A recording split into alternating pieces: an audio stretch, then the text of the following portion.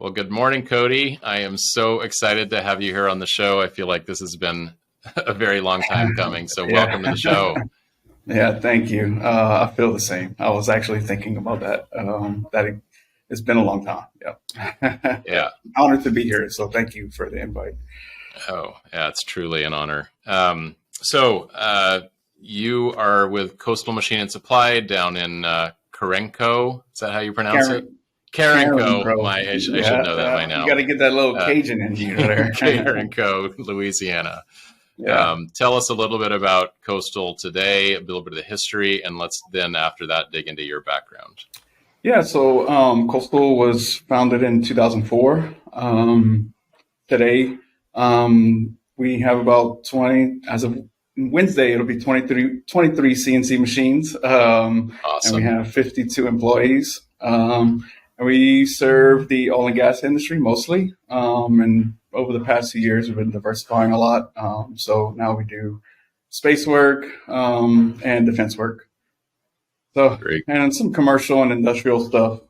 Sure. Yeah, it's been fun. Yeah. And you just in the last few years got AS certified, ITAR, all that kind of stuff, right? Yep. 2 years now, 3 years maybe. Okay. I think it'll be 3 years end of this year. So, okay. Yeah, that's been a whole journey in its own. Yeah. Well, let's dig into your story and then how it merges in with the Coastal story.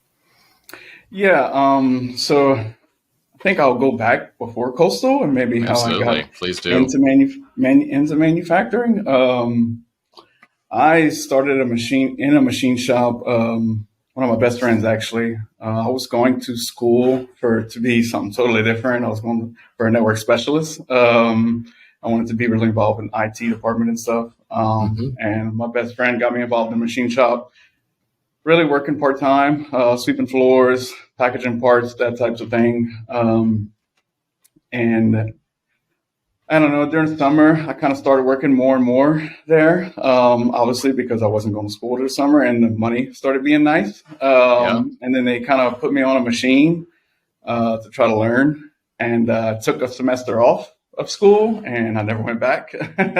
I enjoyed the money so much. I said I was going to go back, but I never did. Right. And I was starting to really enjoy what I was doing. You know, I had really never been involved in manufacturing, even thought about working in a machine shop. But that job didn't last long. I was fired from that job. Yeah. Probably about a year. I was actually let go from that place. And this is one of your best friends that employed you? He didn't employ me. He got me the job there. He got you the job there. Okay. Yeah. Wow. But yeah, I was let go. I was a young kid, man. You know, I was 19 years old. So I was still thinking about going out and partying and those types of things. You know, I really wasn't ready for real life. But yeah, ended up finding another job at another machine shop, where I went into quality control over there. And that's really where I kind of started finding myself in my way into a machine shop, because I started liking that aspect of checking things to print and making sure things were right. So I worked there for 3.5 years. And then I got an opportunity at Coastal. A guy that I worked with at the first machine shop I ever worked at, he got me the job at Coastal. I knew they didn't have a quality manager here. So it seemed like a place, you know, I could really move up, and it was a smaller company than I was at. So came over here, started in quality control, and that was 13 years ago. It'll be 14 years in April. Yeah. Right.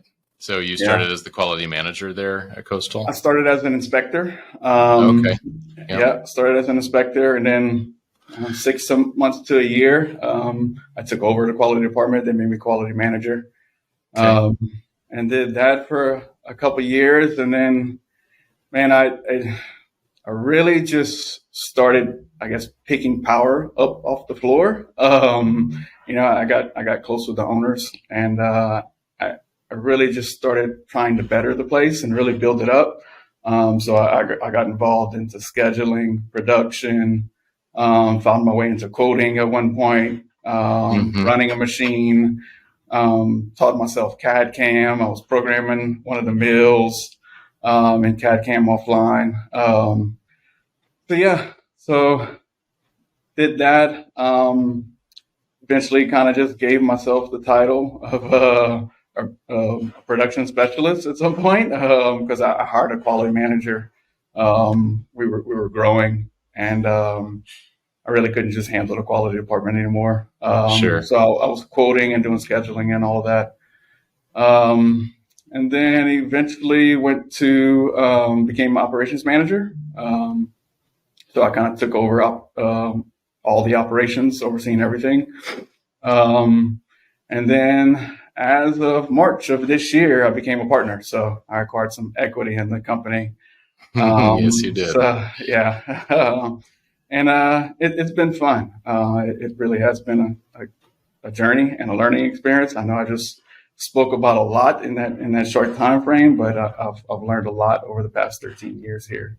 Wow, that is quite a journey from getting fired at your first shop to becoming, an equity owner. So what have you taken away from that in terms of how you relate to other employees, younger employees, people that have made mistakes or aren't showing up on time, whatever.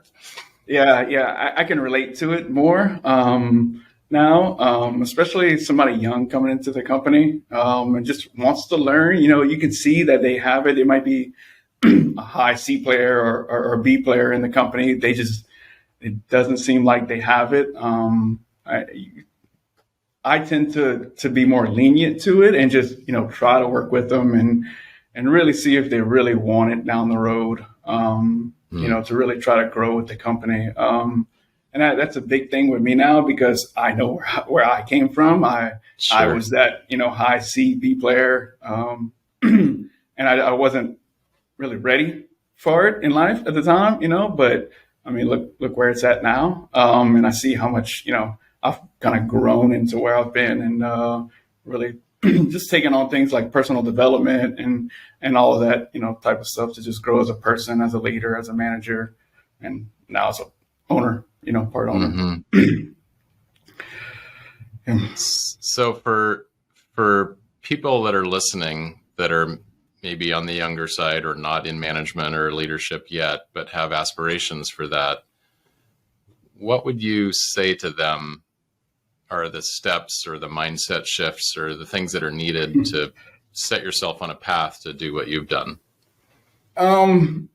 I think for me, personal development was a huge thing. I never really read in high school or anything like that. I was a student that didn't study. I didn't need to study.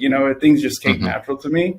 But then getting out of school and then kind of getting into a career, it's a different type of growth, especially if you want to become a manager or a leader or you got to start growing other people, which is a huge thing. So I'd say get into personal development, read a book, whatever. What is personal development? Yeah, what does personal development mean for you? Like, what did it? Yeah, so it's learning topics that you didn't know about, whether it's how to deal with things,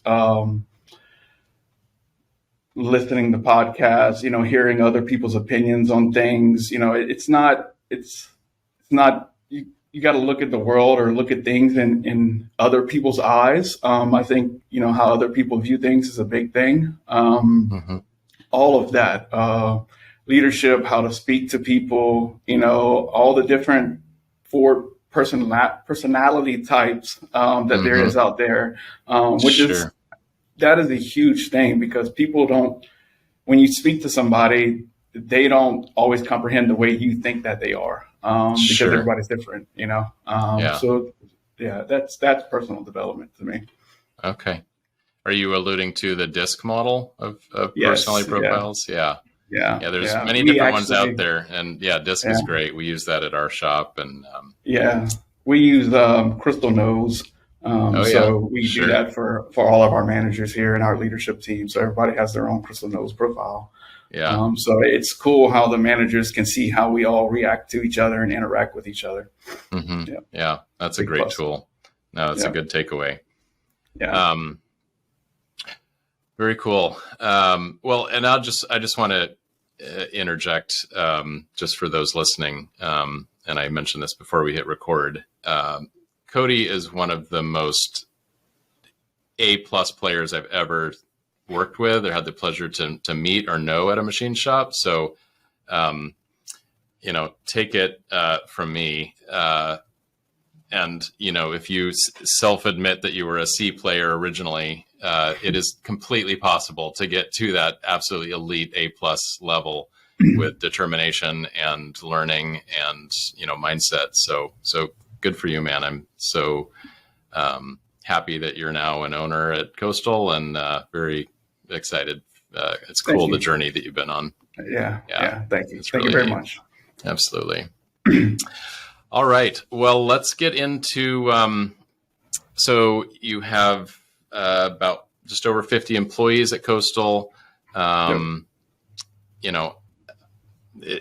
People, it's obvious that I know you more than just from LinkedIn or something from what we've been talking about. So I have been to Coastal a number of times. An incredible culture, incredible team. Just people have so much fun, but yet get so much work done there. Let's just talk about the culture. Let's talk about how you motivate the team, how you empower them to learn and grow. Just let us have it. What is the magic there that makes Coastal so awesome? Yeah. And for me, culture, I started experiencing it at the last machine shop I worked at, because that was a shop, they did have a good culture and they treated employees well. And then when I came to Coastal, the rest of the partners, Keith, Kevin, and them, they was like above and beyond. So it was kind of, they started that here. I owe all of that to them, really. But we really treat employees well here. I mean, the things we do is just beyond what any other shop I've ever seen, or especially around here does. I mean, we hand out ice cream sandwiches on Thursdays. We provide our employees lunch twice a week, the whole facility. And we do quarterly bonuses, yearly bonuses. After Thanksgiving, in between Thanksgiving and Christmas, we hand out 30 pounds of meat to every single employee. Wow. Roast and ground meat and all this stuff, we get it straight from a local butcher shop. So you don't employ any vegetarians? No. 30 pounds At of least tofu? nobody has told us. Yeah. Yeah. Wow. But it's important to us. We really want to try to make the employees feel like they mean more than just, a number on a spreadsheet, sure, or something like that. You have to give in to them. If you want a lot out of the employee, you have to give in to them, and show them that you care and respect for them. So culture here is highly, highly important. Obviously our company, Crawfish Balls, which you've had the pleasure of experiencing now. I sure have. 2 years in a row, right? Yeah. Yeah. And we make that a huge deal. We shut the shop down early on the Friday, and then the Saturday, it's actually a family fun day. So we have fun jumps for the kids, and the employee's family gets to come. And what's cool to see is the employee likes to take their family around the shop and show them that, this is where I work, and they're proud of it. And that's why we like having it here. We have a good sized property in the back, where we can have the fun jobs and ice cream trucks and snowball trucks, and the kids come, and we have games and door prizes and all kind of stuff. So yeah, it's fun. It is. Yeah. And I'll share an anecdote. We were out to dinner with Keith, one of the owners, and you and me, and a young employee walks in with his wife. And, immediately, of course, hey, how's it going? All that stuff, warm welcome. But immediately, Keith's like, yeah, we're picking up your dinner, right? Yeah. And, Yeah. and that really struck me, and he's like, yeah, especially with the spouse, you get that person who's really loves the company, and sees how well you treat their husband or wife or whatever. And that's sticky, right? That's sticky Yeah. as well. Maybe even more so than the employee themselves. Yeah. So Yeah. I thought Yeah. that And was, yeah, that was I'll say that was actually Kevin. I know we all have K's, so it's hard to remember. oh, that was Kevin. You're right. Yeah. You're right. You're right. Sorry, um, but yeah, and that employee was new. Yeah, I He had know. not Very been new. there long at all. Yeah. But yeah, those types of things are important. I mean, we go play golf on the weekends, and if I'm there, or Chandler, our sales manager, if any of the other managers are playing, we pay for all of the golf for the employees or anything like that, and the food and drinks and all that. So that's on top of we do an annual golf tournament, company golf tournament. Sure. Just side things on the weekends with employees like that. We take fishing trips. All of those things are highly, highly important. Yeah. Yeah. And I can see, just from being there and experiencing it, it's genuinely coming from the heart. It's not just a calculated ROI of, we should, pay for this much food or whatever, and therefore we're going to get this much out of the employees. It genuinely comes from the heart. Like they just care for people so much. Yeah, absolutely. Yeah, that is definitely one of the secrets. I mean, family orientation is one of our core values here. So, we have a banner in the shop with our core values, and it's, we want everybody to know that everybody's treated like family here. So it's, if an employee needs to leave to go take care of some family stuff, they have the ability to do that. It doesn't matter how hot of a job they're on. Right.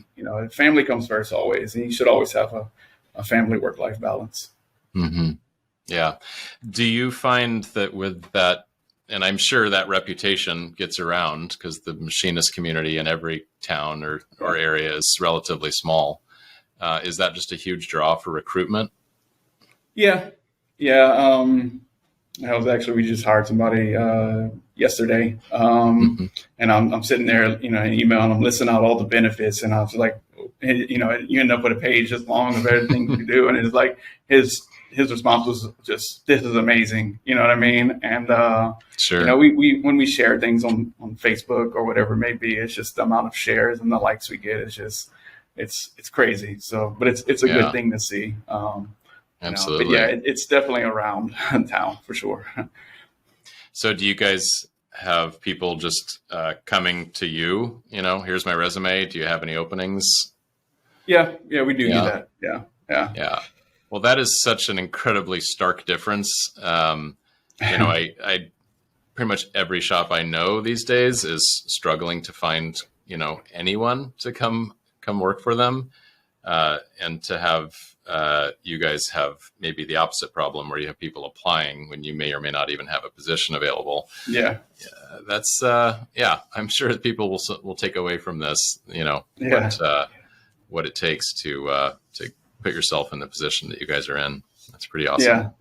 That guy I've been applying since the beginning of the year, actually. The one who finally hired. Yeah. Okay. Yeah. See, case in point right there. So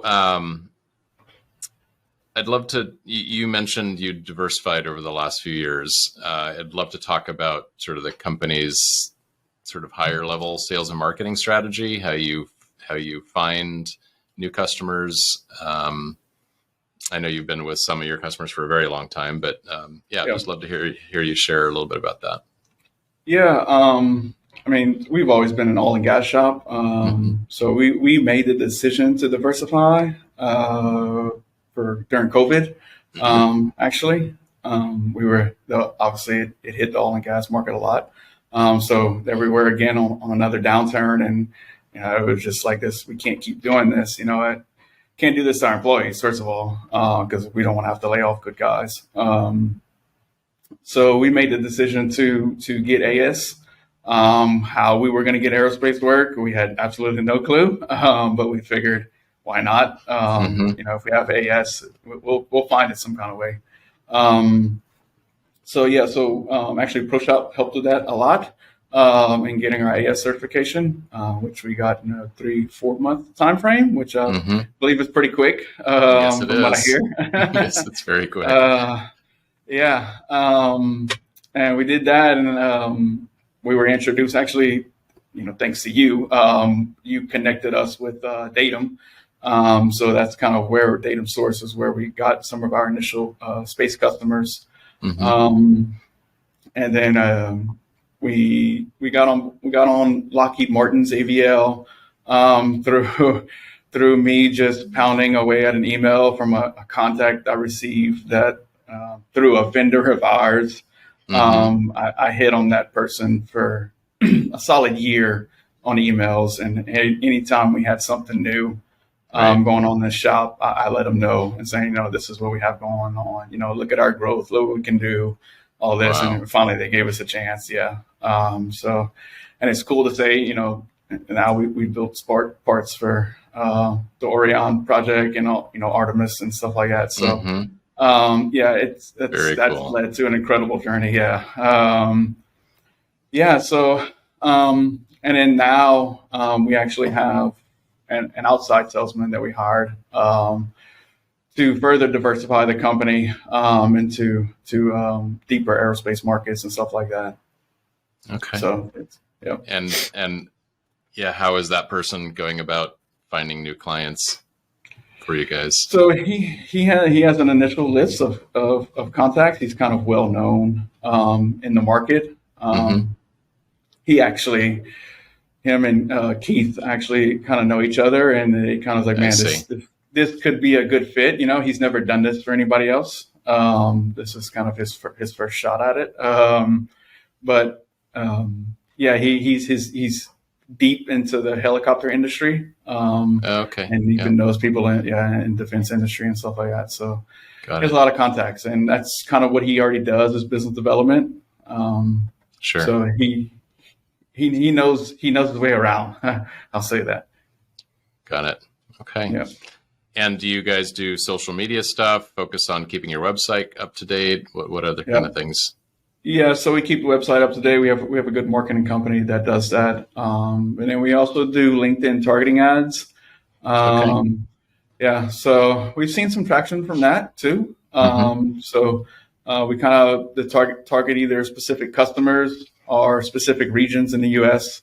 Or even specific people on LinkedIn with certain titles or anything like that. Job titles, right? Yeah. We do that as well. Like procurement manager or buyer or things like that. Buyer, category managers, all of those. Yeah. Right. Yeah, that's smart. How did you learn about how to do that LinkedIn stuff? Actually, the marketing company. I had heard about it, and then they recommended that we do it. Yeah. Okay. And we also do SEO too, so search engine optimization. Yeah, which is if you're not doing that, you need to. So have you gotten leads directly off your website? Yep. Okay. Yeah. So we have a contact submission form through our website, and we get those. Yeah. We have customers now that have gone through that process. Wow. And nationwide or still just locally or? Nationwide. Yeah. Nationwide. Okay. Yeah. Well, that's a good lesson to take away. Yeah. Do your SEO. Yeah. SEO's big. Yeah. Years ago in the early to mid 2000s, 2004, 5, 6, 7, probably, it was easier to rank for keywords because it wasn't nearly as competitive as it is today. And there was, and I had listened to a podcast about a lady that was an SEO expert and just consumed all the content she had, and we went to work, on our own website. And there was a period of a couple years where if you, pulled up an incognito browser and just put in CNC machine shop, procnc.com was the #1 organic result for a few years, and we definitely got a lot of work from that. But it's exceedingly hard to rank in first position today. It's I don't even want to. I'm sure it's a couple orders of magnitude more difficult. So but yeah, awesome. It is important. Let's see, engage workforce. Do you guys engage at all with local tech colleges or machining programs or anything like that? Yeah, so that is something I'm really trying to get kicked up around here, and we've seen more and more traction from it. Our local tech college kind of just restarted the manufacturing program that they have over there. It died down for a while, but it's kind of getting started back up. And then we actually got to participate we were picked to participate in Manufacturing Day this year. So that was cool. We had a local high school that came tour. So we had about 28 kids come, and they got to see the shop and the facility. Yeah. And once I started telling them all the things we do for our employees, they were like, where can we put an application in? I'm coming tomorrow. Sure. Yeah.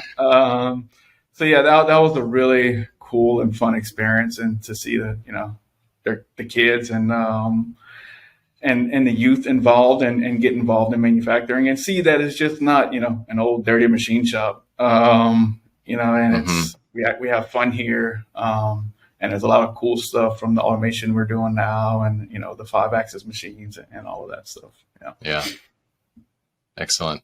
So I just want to go back on the benefits. It's so important. So I imagine some shop leaders or owners would say, that's too expensive. I can't afford to provide lunch twice a week for everybody and give them 30 pounds of meat or whatever it might be. What would you say to someone that has that belief? Yeah, that the happiness you get out of the employee, it outweighs the cost of that 100%. I mean, if an employee knows he can come into the facility today and he doesn't have to worry about getting his lunch or bringing lunch. I mean, he twice a week now, right. That outweighs anything. That might pick his day up. If he's just having a bad morning and he continues on that bad path, and then lunch. Compared to lunch comes around, he knows, oh wait, they're getting lunch for me. Turns his morning right around, and he might not scrap something that afternoon. Just from having a bad morning, because it does happen. Machining is a very mental game, and if you're in your own head, it's very possible to scrap something. I mean, everybody knows that. But like I said, that whatever that amount is to cover the cost of employees for the week. The cost of a scrap part outweighs that 100%. So, it's totally worth it. Totally worth it. Ice cream sandwiches that does not cost a lot. And then and the owners are the ones who pass it out. We don't just put it in a box. Say, hey, we go to everybody and pass it out. Right. So and then they get to see ownership. Walking the shop floor and handing the stuff out. So that's another huge thing that, if, as a business owner, you should be doing. You should be on the shop floor, talking to your employees. Yeah. And along with handing those out comes lots of laughing and joking around and just, just fun. You know? You try to pick up somebody's day, it's absolutely, that's what it's all about. Yeah. And it's, a quote has always stuck with me ever since I read it. It's been years now. I done forgot who said it, but people don't care how much you know until they know how much you care. That is, I live by that now, and it's a big thing. It doesn't matter how much you know. And you could say you have all this knowledge in the world, but if you don't show that employee you care about them or anything, it's not going to matter to them. Right. They won't care. That's a good one. I'll write that down. So you mentioned scrap. You guys make some pretty expensive parts. So scrap rate Yeah, is it can get not up to be there. taken Yeah. lightly. Yeah. Yeah, no, definitely not. Yeah, we measure a KPI called cost of quality. And we put that percentage against our revenue, and that actually feeds into our quarterly bonus. We have a pretty extensive quarterly bonus program where it gets real deep on levels and categories and stuff like that. And then, subtracting from them, I'll speak about it. We design our quarterly bonus program as, one big pot of money, Mm-hmm. based on levels of revenue, cost of quality, and then profit margin. Mm-hmm. Those categories. And then you have different levels based on, whatever you do. So everybody gets, has this chance to get this one base quarterly bonus, and then we structure it based on your job position. So obviously a machinist machining the part should get a little bit more because he is directly involved, and he contributes so much to that. Right. So we have multipliers based on job positions and stuff like that. But Okay. we make sure everybody gets something because it is a team environment. From the people cleaning the floor to the drivers, delivering local products, whatever it may be. Mm-hmm. And then we actually kind of subtract people if they scrap a part, if they have a part going back for rework or anything like that. So we try to say, hey, you had a bad month, so we're gonna reduce you. You really shouldn't get the same as somebody who didn't Mm-hmm. have a bad month, who had a great month. So we do that, and then on top of that, we give cash out to machinists that don't scrap anything the whole month. Oh, really?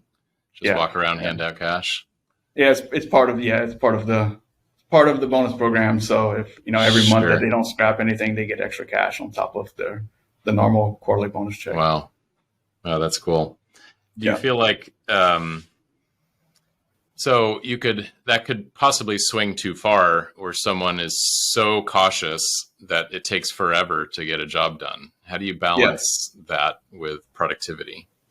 Yeah. So I mean, we look, and obviously ProShop has value added numbers dashboard. So we watch efficiency for employees, and we speak about that. And there we do a review with employees every 6 months. Okay.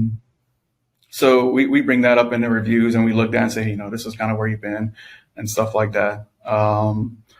So we watch it with them. And then obviously, if there's a job's gone bad right away, we see it. But man, we're so blessed. None of our employees are like that over here, where they just, milk things or anything like that. Mm-hmm. We have some of the best people, I think, around here. So we're blessed not to have to worry about something like that. Mm-hmm. Yeah. Well, you said the word lucky. Don't think there's that much luck involved. I think it's the people you attract. Yeah. I think it's the culture you've cultivated, the mentality of performance and excellence, balanced with, really having it be a family type environment. And that's not something you can put in place overnight. That takes a long time to cultivate. It does. Yeah. I mean, all the things we provide now is taking years and years to get. I mean, it wasn't like this day one of I got here. We obviously Sure. did a lot of great things, but we're continuing to evolve this, and now we do things like we're trying to give people reasons to stay with us. You know what I mean? So we say at 10 years, an employee has the option to either get 100% of his and his family's insurance paid for, or to get an extra week of vacation. So for us, for insurance, we provide the employee 100%, and then we pay 50% of the family. But if we say, if you're with us 10 years, you have the option, we'll pay 100% of your family, or you get an extra week of vacation. And then at 15 years, you get the other, the one you didn't pick at 10 years. Yeah. Yeah. Oh, So we nice. do give both eventually. Yeah. Yeah. But And what is your tenure like? Is it your employee tenure? Is it pretty? I mean, you probably don't have people leave very often, I imagine. Correct. Yeah. I'm sorry. No. No, we don't. I think the longest I've been here 13 years. The longest employee, 17, 18, maybe 19 years. Okay. We have 3 of them like that. But other than that, I think the average is probably around 5 to 7 years right now. COVID, we took a little hit. So Sure. we had to, I'm sure most shops did. We ended up having to lay off some. It's it sucks, but right now we're probably average is 5 to 7. Yeah, it's pretty good. Yeah. So besides cost of quality and profit, what other metrics do you track? So on-time delivery, which if you're not, I'll speak on that. Obviously, over the things we've done over the past year. If you're not tracking on-time delivery, and if you don't think that's important, you're losing out. Our on-time delivery average for the year is 95% now, at least 95%. Some months we hit 96, some months 97. We even crept into the 98, 99% range sometimes, which is hard to do when you're shipping out 150 work orders a month. Right. And it's before that, let's see, the middle of last year, we were 50, 60, 70% at best. Right. And we were like, this is enough. We got to get a handle on it. So that was a whole journey in its own. But props to the team over here on getting it done a lot faster than the goal I had set out for everybody. They pretty much went from 60% to 90% in 2 months. Just in the processes we've changed and stuff like that, and utilizing ProShop to its fullest, to be honest. Right. Yeah, and then go ahead. Oh yeah, continue on other metrics. And then besides OTD, we vendor OTD now, which we've started really diving into that. Because we found out that's kind of, the 5% that we were losing, we're not getting right now. It's kind of, 2 to 3% is, due to vendors. So we're really tackling that now and trying to get our vendors up to speed in OTD. And then we track customer satisfaction. We do a customer survey twice a year. We do an employee survey twice a year. So we do employee satisfaction as well. Cost of quality, we talk about that. OTD, vendor OTD. We do amount of NCRs, not just cost of quality. So we'll track the amount of NCRs we do. And then we also track the actual percent of parts scrap compared to cost of quality. So quite a few. And I know you already mentioned sort of efficiency of value added numbers of employees. Can you talk a little bit about time tracking? One of the things that I know many shops deal with is having a difficult time getting buy-in from the whole team about tracking time. And I think you guys do a very good job of this. And I know you have a couple of superstars that are in the 99% plus range. I'd love to have you share a bit about that, how you got that buy-in, how you got that sort of culturally assimilated. And that was, time tracking was actually instilled here before I got here. And then I came, it was probably not as good as we do it now. But, and then I came from a shop that was real big on it. So I knew how important it was. And then it what really made the difference is when we were able to move to ProShop and we had all the various categories of time tracking, whether it's maintenance, cleanup, whatever it may be, because all that stuff's matter. It's not just a simple, clock in the job and then clock out of the job. You want to know what your employees are doing when they're not clocked in on the job, where they're spending their time at. Is it taking too long to break down machines? Is it taking too long why are they spending so much time on maintenance? All those things. It's so important to know where the money's going. Really. It's how can you efficiently run a shop if you don't know where you're spending all your time at, or what's taking up most of the time. Are there, are the guys programming on the machine when really you save a lot of time if they're doing offline programming. Sure. All of that stuff. It's very critical. It is. Yeah. So I want to tie in a couple of things that see if you agree. Some shops employees, have the perception, I think, that, time tracking is like Big Brother watching them, right? And they're just there to sort of micromanage or penalize or whatever. And I'm guessing that's not the way your team perceives it. And I tie it back to the whole thing about caring for them as people. And I'm guessing that it's easy when you have a culture where it's just understood that the owners deeply care about each person individually and their success, that time tracking is really a tool to help support them and improve the company and figure out where to plug the holes where money isn't being or time isn't being used as well. Not as a punitive thing.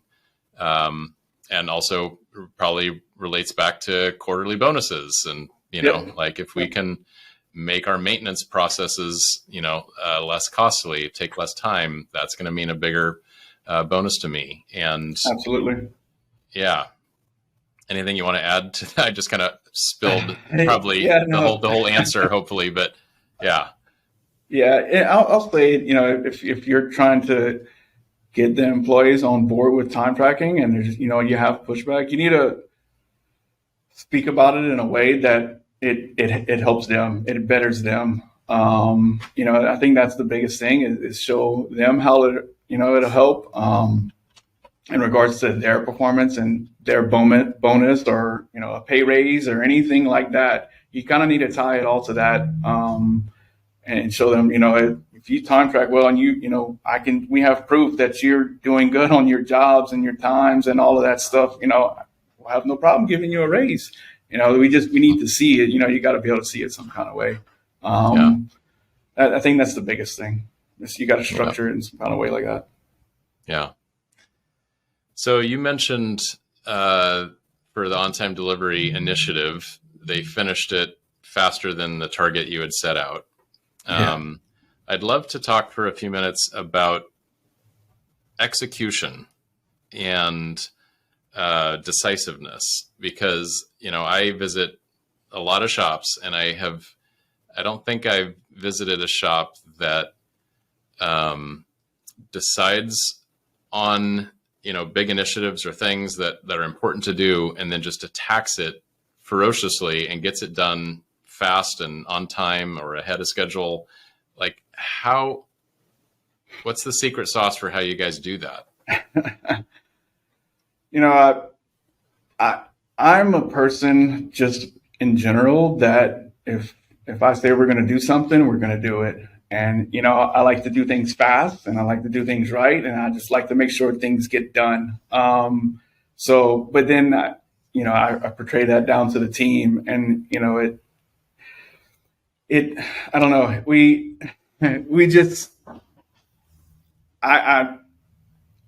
like to make it happen. I don't, you know what I mean? I don't know, Paul, it's things when you make a decision to do big things like that. I mean, that is a big thing, like getting your OTD right.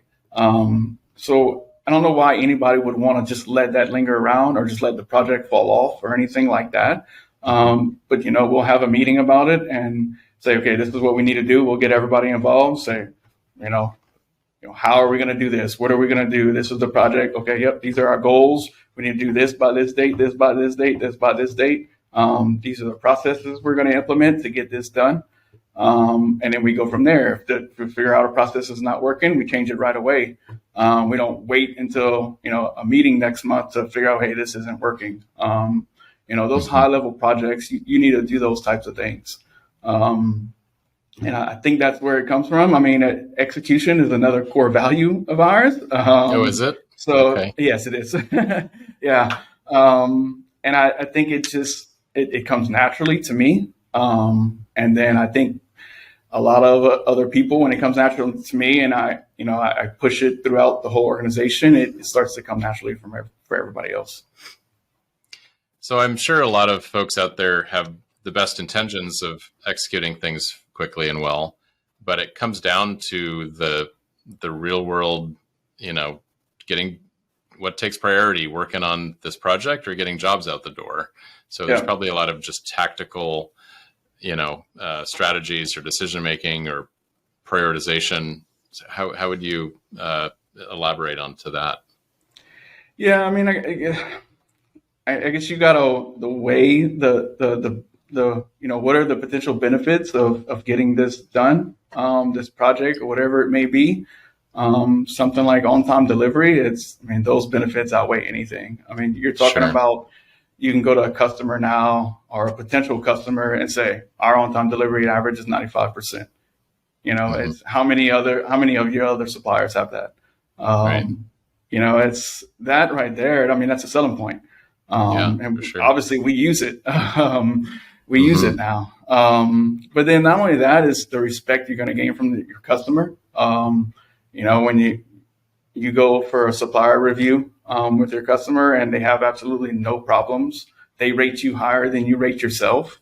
Those benefits outweigh anything. That should be, a project like that is just that goes above and above anything else to me. Sure. And I've seen it with more than just that. I mean, when you went for AS certification, you finished it in about 4 months, and just other things that you guys have done. So, I guess the takeaway for me maybe is, having a culture of probably also not having too many different projects going on at once. Correct. Like you're not trying to do 20 things all at once. You're focusing on a select few. You're making sure that, you have a plan with deadlines, you execute on it. And I'm also wondering, and tell me what you think about this, that given everything else we've just talked about with the culture and the types of employees you attract and just the productivity in general, there's enough bandwidth, enough overhead above sort of your break-even point, if you will, that you actually have capacity to spend time doing projects rather than just being stretched so thin, running around fighting fires every day that you can't hardly, if someone is in the midst of, if that's their daily reality, that is just like, a scramble all day, every day, how can you possibly work on a big initiative? But you guys have built enough capacity in the system to have a comfort level to be like, I got a couple free hours today. I can do this because I'm not fighting fires. Would you say that's true? Yeah. I mean, and I think a big part of not having to fight fires every day is getting your processes in line, making sure you have processes laid out and they're the right process. That way everything flows right and there's no questions asked and everybody just knows what they need to do. And I think that's a huge part of it, of why we can, take on these big projects, take time out of our day to do things like that. Yeah. Processes. Let's talk about that. Can you elaborate on how you build them, how you get buy-in on them, how you prioritize which process you should work on first, or? Yeah. ProShop had a lot to do with that. I keep plugging ProShop, but and I'll say it real quick. ProShop has been such a big part of the change in our company. And I've told you that before. That is one of the biggest business decisions we've had to make. And it has benefited us so much. But then that helped us getting all our processes together. And, putting things out, I can't say on paper, but putting things out, in the system digitally, so where everybody can see it and, and getting your task lined up. And, an employee just knows they can go search for a task. Okay, this is how I do something. or this is, I don't have to go ask somebody. I can just look for the information myself in the system. Right. Because then they're not stopping me or one of the other managers or anything, and they're learning it on their own, which I truly believe in. So that's been the major part of helping us get our processes in line is the way ProShop has that structured. Okay. All right. Well, can't argue with that, I guess. All right. Tell me more about this management meeting thing that you were describing. Yeah. So I developed a leadership team, and anybody who is a manager or somebody who has direct reports to them has to be part of this leadership team. There's no questions asked. Okay. And if you don't want to be part of it, then you kind of can't be a manager. And eventually the goal of it is to bring people that are aspiring to be managers, or we see somebody that has leadership qualities, we can bring them into the group. Okay. But we meet once a month. It is a meeting and a group where we don't hold back. We have to tell it like it is. There's no emotion involved in the meeting or anything like that. And it's all just data and metrics and facts and things like that. Yep, absolutely. And I run it as a kind of attraction / EOS meeting. So I kind of implemented a little bit of EOS over here. Yep. And I run it like that. So it's very timed. It happens on the same day of the month, every month, at the same time. And I speak on personal development. I kind of push that into them, but then we speak on KPIs, and then, we'll call people out in the room and say, you didn't do this, you didn't do this. Why was this job like this? And then we kind of take issues from it, and it was like, okay, here are our to-dos. This is what we have to work on. And then we're going to report back the next month. But that's why I introduced the 2-second lean book. And that's kind of how we're getting started on the lean journey over here. Right. We've had much success with it, even in the past 3 months that we've done it. I've seen people open up. It's kind of where we did all the whole personality test and the DISC assessment, and I did all of that through this meeting. And everybody did their crystal nose profile. And then I brought it up once we did it. It tells you, how you interact with everybody and stuff like that. So I got to bring that up through the team. And then we talk about, what are our revenue goals? I kind of give them, show them this is our 3-year vision. This is kind of where we want to be in 3 years, and then we can speak about how we're going to get there, and all of that. It's been a very good thing the past 3 or 4 months. Yeah. So with focus on metrics and throughput and, just the way you care for your team, that's got to ultimately come out in the numbers. And I know that you guys have had an extraordinarily high revenue per employee, just from what I've seen out in the market. Can you share a little bit about that, and maybe what are the elements do you think that have helped contributed to that number being so high? Yeah. So it is a high number, I guess, from what we've seen. And we actually I did the Modern Machine Shop Top Shop survey. Oh, yeah. I think we were in the top 20%, I believe, in that category. It might have been higher than that. I don't remember the exact. But our revenue per employee is very well north of $350,000 per employee, which I've heard is high. That's a good number. And part of that stems from the way we started quoting in ProShop, actually, because then we started recognizing what our real numbers and our cost was, and then we were able to grow our profit margin and all of that. Before that, we really didn't have those numbers. Got it. It was kind of too late to figure it out, once we got to QuickBooks. So that was a big thing. And we didn't track revenue per employee. And here's a plug for EBITDA. But until we signed up with EGS, which is EBITDA Growth Systems. Dave and Mike, and our coach Dan. I got to plug Dan. But we didn't even know that number. And when they first told it to us, we we seen what it was, and we're like, this is high. This, you don't understand this. Like, how are y'all doing this? And we're like, I don't know. It's just, that's what we do. We're not going to quote to lose money on jobs. Sure. And then all of our guys are efficient, and I think everything intertwines, and, from doing the estimating and quoting like that, and then, making the guys happy on the shop floor, and getting good production, and, having good processes. And it's all of that, kind of comes together. And I guess that's where that number comes from. Yeah. Awesome. Well, I think, like you said, there's probably so many variables that feed into that, but focusing methodically on all of them is really ultimately what culminates in, a really incredible number, which, is partly what allows you guys to do the things that you do. So kudos to you for that. Thank you. If you're getting in the defense industry, what are you doing about cybersecurity? Yeah, so we're looking into CMMC, which it's a beast in its own. That's, and then the problem with CMMC right now is just it keeps changing, and there's so much unknown.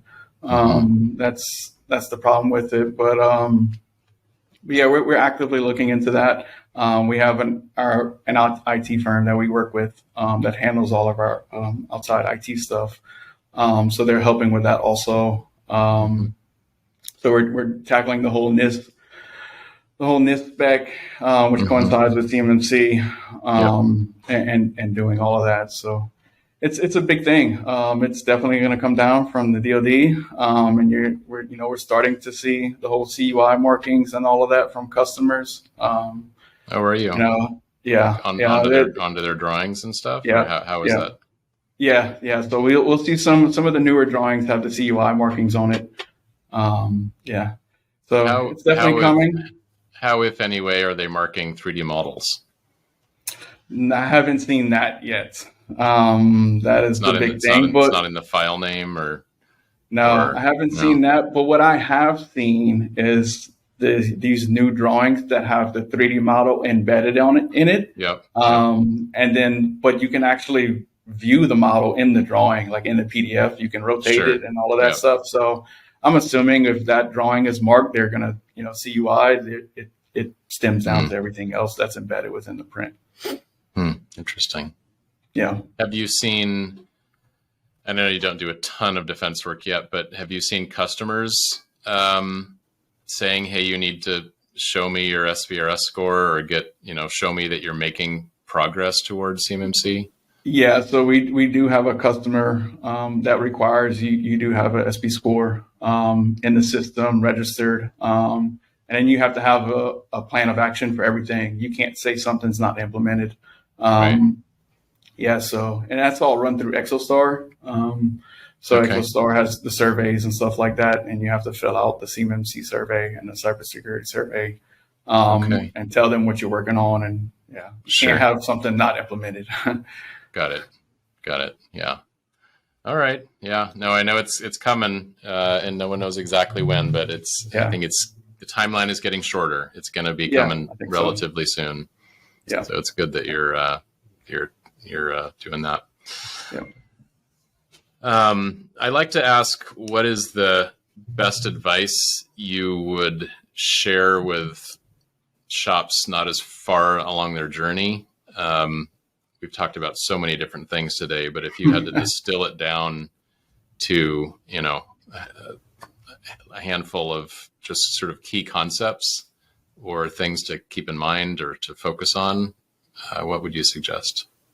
Don't get complacent. Let's always look to improve things or processes. Don't just stay happy where you are. Once you achieve a project, okay. What's the next? Immediately ask yourself, what's the next step? What else can we do to get better at something, whether improving the process that we just fixed or something else. And care for your employees.